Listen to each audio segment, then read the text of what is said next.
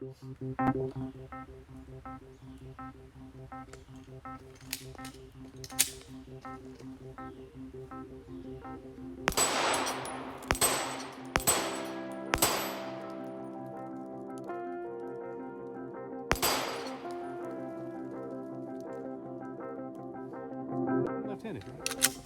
Here's what I don't like. This is the left side that you're supposed to use for left-handed. You're supposed to use your right hand.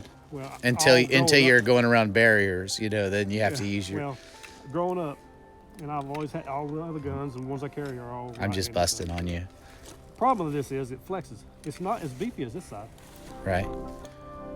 So there's a little bit of flex. So sometimes it doesn't lock, or you'll hit it.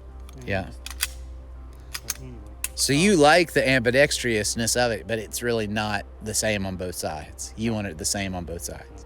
And what'd you say the other kind? The P30 was? P30 was? It had a safety similar to the 1911, but it was ambidextrous also. Yeah. It was a double action, single action. Yeah. Really long trigger pull. And the P30 was heavier duty than this. Now this is not, you can look at the quality of it. It's had thousands of rounds through it. It's one of the most reliable guns I've ever had. Did you color fill that? I did. Oh, look at you. Fingernail polish. You can't ever get rid of the artist. My goodness. And I changed that. Just so you know, man, I bust my friends hard for color filling their slides. So It needs love. He's like, I've got an art project today, honey. Like this one. No, that's cool. That's got a purpose. That's a rattle can. That's purpose. Anyway, that's the Rock Island. So what we got, 3 calibers, 3 different platforms, kind of, I guess. This is just guns. 50-20. Platforms you stand on and talk on. These are just guns. So I'm going to run 2 of the 147 grain hard cast Underwood dangerous game loads. Okay. 9mm. And did you load those? No, these come from Underwood. Okay. They're similar. They're almost identical to Buffalo bore, but yeah, the Underwoods have nickel cases painted or some kind of coating on their bullet. And the flat rate shipping is $7.95. It costs more to order the ship Buffalo bore than the ammo costs. So what's the ammo cost on 50 rounds of that, or 20? What do they sell it by? 25 or by 50? Or by more? It's 20. The boxes are over there. Yeah, 20 rounds. Is it a couple dollars per round? I don't think so. No. I'm thinking it might be over $1. You want me to move these other guns, or are you just gonna?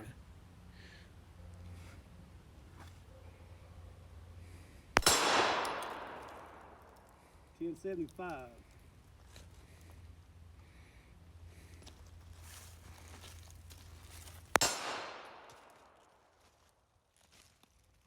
$10.75.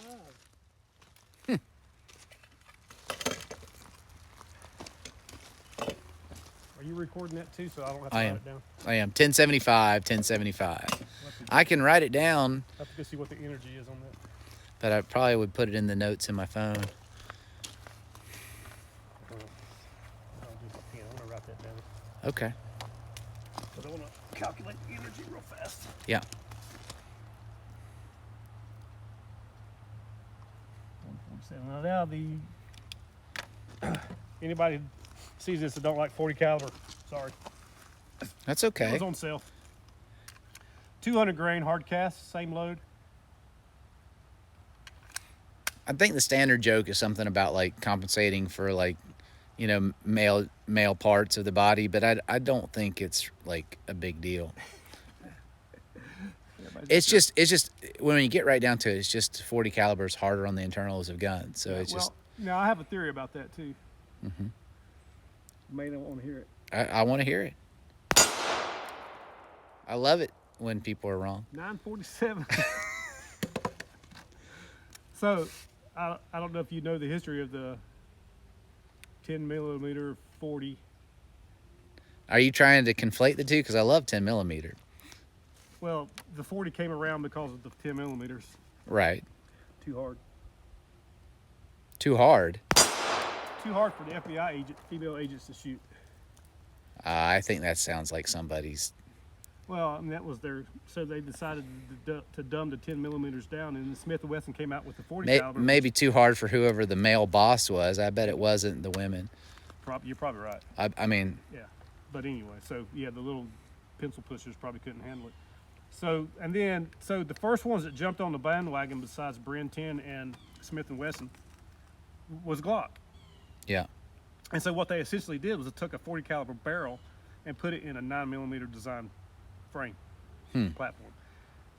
And so if you notice the difference, HK also makes a VP40. Mm-hmm. It's probably 10% bigger than this gun. Yeah. For that reason. Right.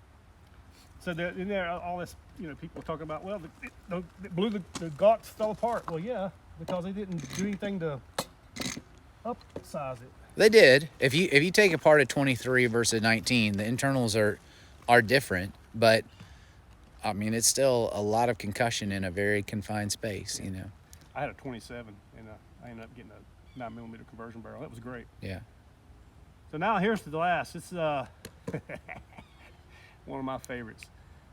45 ACP. Yeah. And a lot of my friends say, "Why do you carry that?"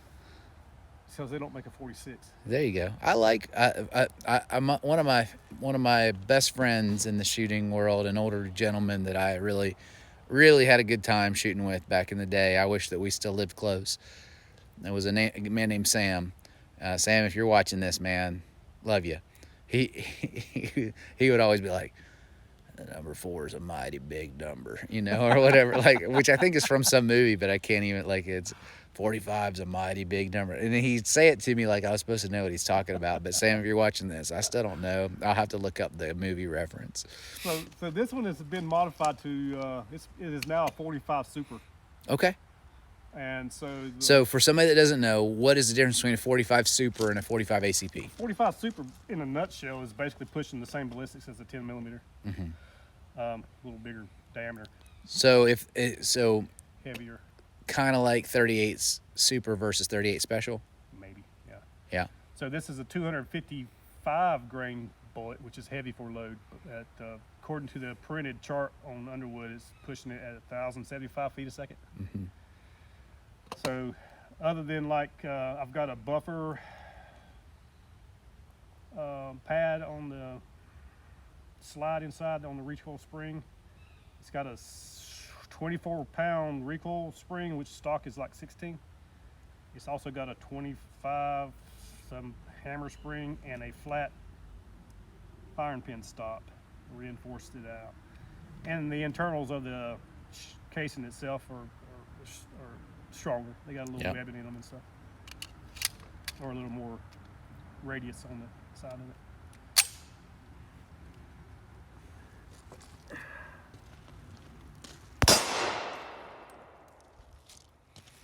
1042. 1042.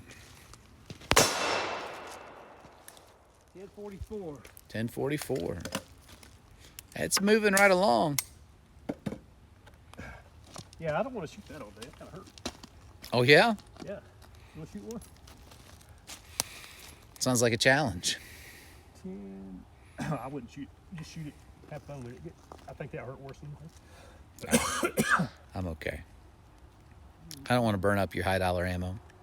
I've got a couple boxes of that. Sure, I'll shoot it then. Flip it around. We don't need the data point, right? I can just shoot it. Yeah, I don't care. Yeah, just shoot it. Have fun. It's got a little heavier slide. Yeah, that makes sense for what you're doing. I'll just shoot one. What do we want? Headshot, chest shot? Go ahead. It's really accurate, and the trigger's pretty light. I missed. Oh no. It wasn't too bad. No, it's not bad. But I don't like that I missed. So we have 115 grain critical defense, and if you watch any Prepared Patriot videos, we did a test on a bunch of different rounds, including the Defiant and 7 or 8 others. This one did not perform as well as they expected. So we're just burning it up.